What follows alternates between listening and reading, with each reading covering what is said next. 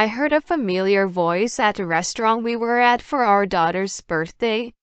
That voice and the way of speaking were undoubtedly my husband's, who was supposed to be on a business trip. Sorry, I thought I had made a reservation at a fancy restaurant. I messed up big time. Don't worry about it. I'm happy anywhere as long as I'm with you. Thanks, you're so sweet. God, I love you. Their conversation sounded like something out of Lovey-Dovey Couple. There was no doubt it was his affair in progress. Unaware of my presence, he continued processing his love. My precious wife passed away, you know. I was able to recover because of you. Holding the hand of his girlfriend, he earnestly spoke to her. Marry me. Let's be happy together. At that moment, my anger reached its peak. Precious wife? She passed away? What the heck is she talking about? Your wife is right here. Overtime and working on weekends were all lies. Proposing to his girlfriend on our daughter's birthday is just unforgivable. My husband, who had been betraying us, would face reckoning the next day. My name is Nala. I'm a working wife in my 6th year of marriage. After graduating from college, I focused on my career at a major bank. And before I knew it, I was in my late 20s without a boyfriend. Freaking out, I joined the local singles party with my friends, and that's where I met the man who would become my husband. Kyle was easygoing and had a positive impression. I was over the moon when he asked me out. After a year of going out, he popped a question. Babe, I'll make you the happiest wife. So, marry me? Oh my God. Yes, I love you so much. And so, we got engaged. After that, we went to announce the news to my parents, who were as happy as us. Then it was his family's turn, but his mother had already passed away, so there was only his father. As we headed to Dave's place, Kyle mentioned something about him for the first time. I have to admit, I'm not very comfortable around him. Oh, why? He's pretty stern and used to give me a hard time when I was younger. I see. I had no idea. He sounded nervous, so I tensed up a little as we approached the house. Contrary to my imagination, Dave gave me a warm welcome. While he seemed tough, he treated me with courtesy. Nala, he can be a handful sometimes, but please take care of him. Don't worry, Dave. I'm used to it by now. Ha ha ha. Kyle, you're still in the family now. Take responsibility and be a good husband to her. I know, Dad. And so, our first introduction to the in-laws ended. Afterward, we got married, moved into a new apartment, and began our newlywed life. Right after we started living together, I realized that he couldn't do any housework.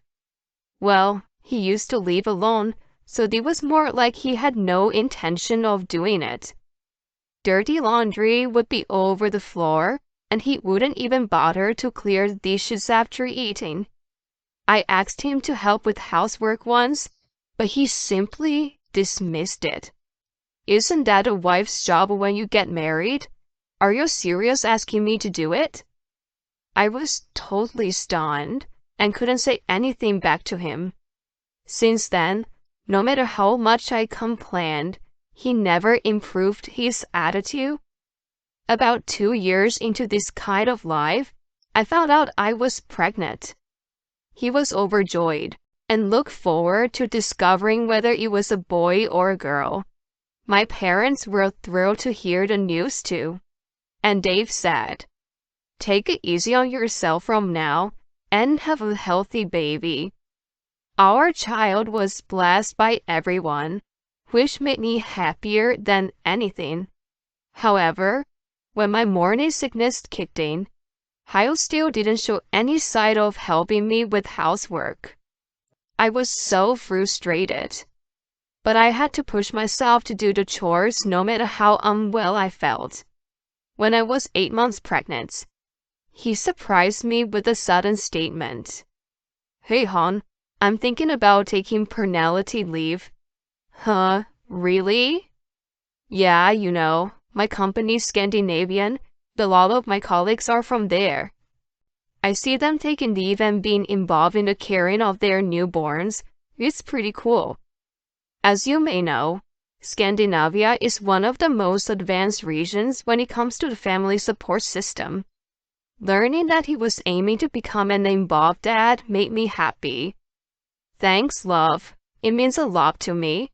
I was feeling overwhelmed. It'd be great if you could help with babysitting and housework. Leave them to me. I believed that he would change his way once our baby arrived. I was still hopeful back then. Later, I gave birth to a healthy girl named Emma. Kyle took 3 months of paternity leave, which was scheduled to start at the same time as the baby was born. However, he still didn't do anything contrary to my expectations. He would hold Emma and coo on her, but as soon as her diaper was wet or she started crying from hunger, he'd hand her over to me. Her diaper must be wet and uncomfortable.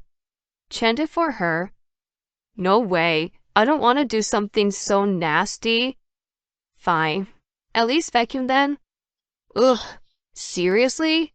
I don't know how to do it. So better you do it. He didn't make any effort to learn how to take care of our baby, let alone help with housework. I was exhausted after giving birth and sleep deprived from the crying baby throughout the night. While I was busy doing everything, he was just lounging at home, playing with his phone. Sometimes you'd go out somewhere, eat out alone or shop, then return. I was getting upset, wondering what he was on paternity leave for in the first place. I even thought about talking to his dad about it, but I decided to hold my tongue to avoid unnecessary conflicts. Emma grew rapidly, and Kyle returned to work after the paternity leave. I took a year off from work and planned to put her in daycare when I started working again. Time passed, and Emma turned 3.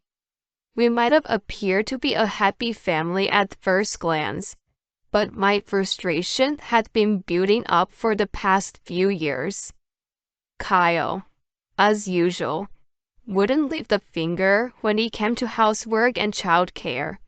Moreover, for the past 6 months or so, he'd become increasingly busy with work, often working late on weekdays. He even claimed to have to go in on weekends, which was supposed to be the only time he could spend time with Emma. Since I had been handling everything related to her, she had naturally become attached to me. Still, I thought I had to support Kyle because he was busy with work, so I somehow managed things day by day. As Emma's 4th birthday approached, I brought up an idea when he came home late one night. "Hey honey, I want to talk to you about something." "What?" "I'm tired, He replied with a hint of annoyance, but I continued with a serious expression. "Emma's birthday is next Wednesday. I really want us to celebrate as a family, so can you try to come home early?" "No way. I'm swamped with work right now. Anyway, I've got a business trip that day." "Oh, come on. You've been spending no time with her for a while now." "She misses you." "Yeah, right. She's always glued to you, calling for her mommy."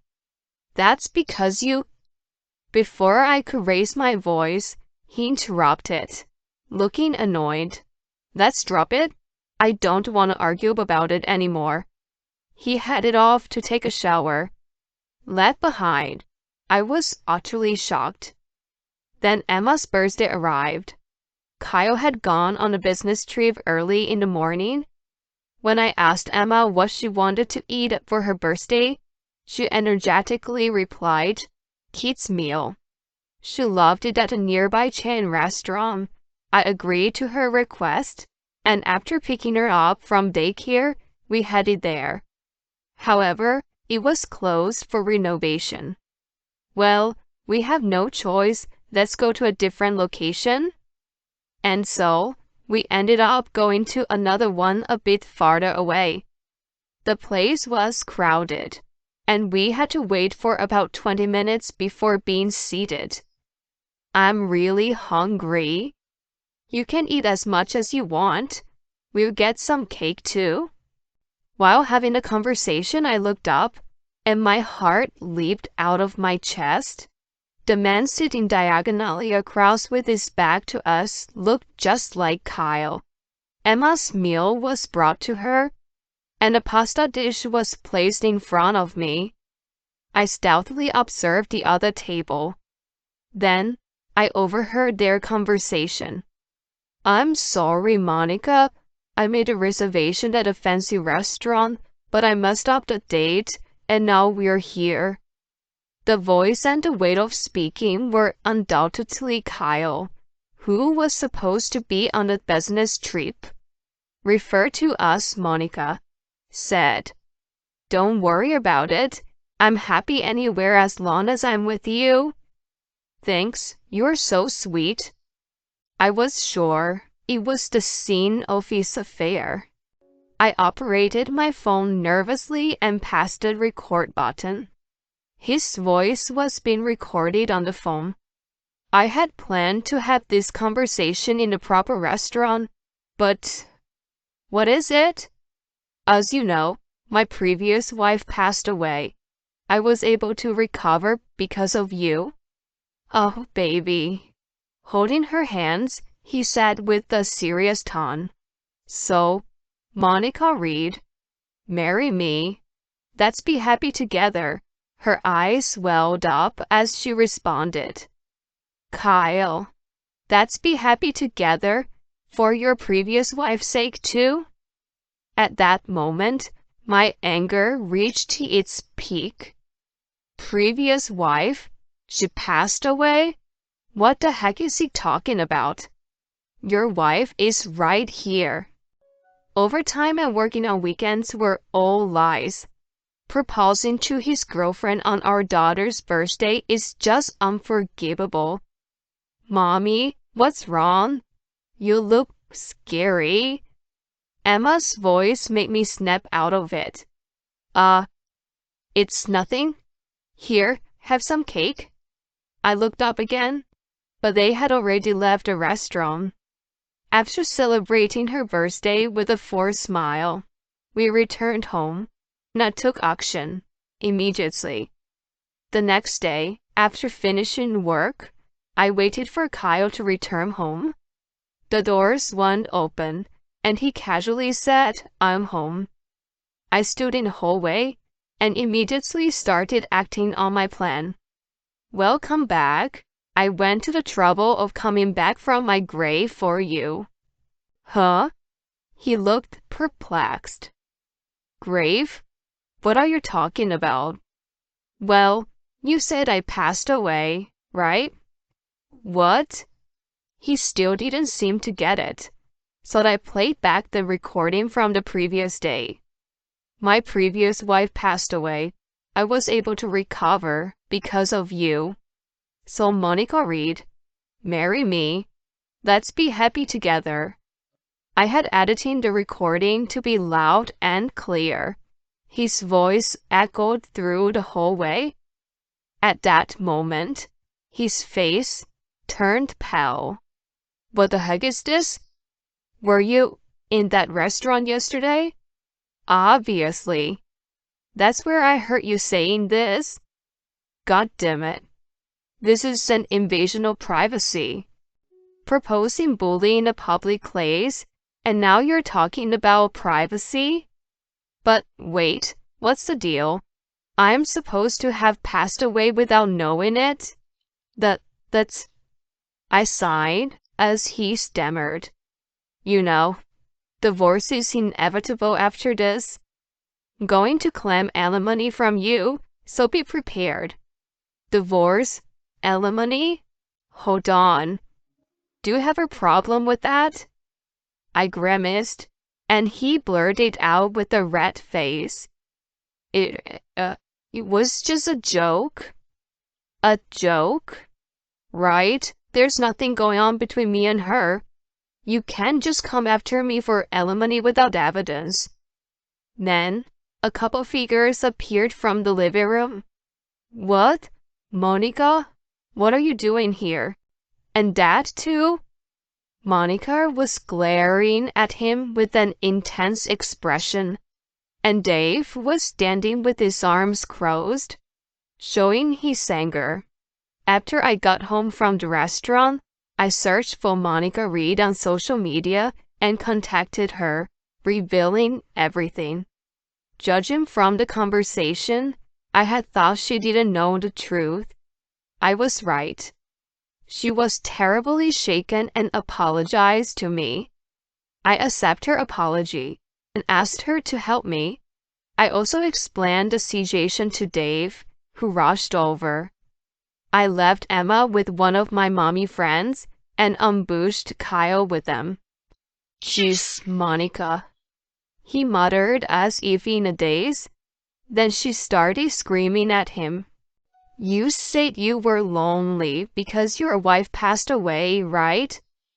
And she's still alive. And there's even a child? What's up with that? That's... They're proposed shamelessly even though you're already married. I was a fool to accept this garbage. She threw the ring box at him. It hit him square in the face, and he crouched down in pain. Ouch, what the heck are you doing? I'm going to sue you for marriage fraud. I'm coming after you for tons of money, so you better not run. She huffed and puffed. Kyle was still crouching and stared her up in bewilderment. The next to speak was Dave. You're really a fool. You betrayed Nala and Emma, and on top of that, you deceived a young woman. You're an absolute idiot who has strayed from the path. It's as pathetic as it gets. He then approached Kyle and delivered a powerful slap. There was a sharp sound, and Kyle groaned. He writhed in pain, clutching his face but not uttering a word. I watched him with a cold gaze. Come on, get up. First, apologize to Nala. Dave's face was contorted in anger as he pulled him up. Tears welled up in Kyle's eyes as he began to apologize. I am so sorry, Nala. Please forgive me. Please say you forgive me. Otherwise, my old man's going to... I don't even want to think about it. He trembled and hung his head down, and I gave him a tongue lashing. Who would forgive you? I don't want a husband who doesn't do any housework or child care, and on top of that, cheats without a care in the world. We're definitely getting divorced, even if I have to fight in court. I'll make sure I get custody and alimony. Oh no. He looked dazed while Dave grabbed him by his scruffy neck and dragged him out of the house. Then Monica took my hand and apologized again. I too said I apologized for my husband's behavior. Later, my divorce with Kyle was finalized, and I gained custody of Emma. I claimed $130,000 in lump sum as alimony for his infidelity and child support. Apparently, Monica also managed to get some compensation from him.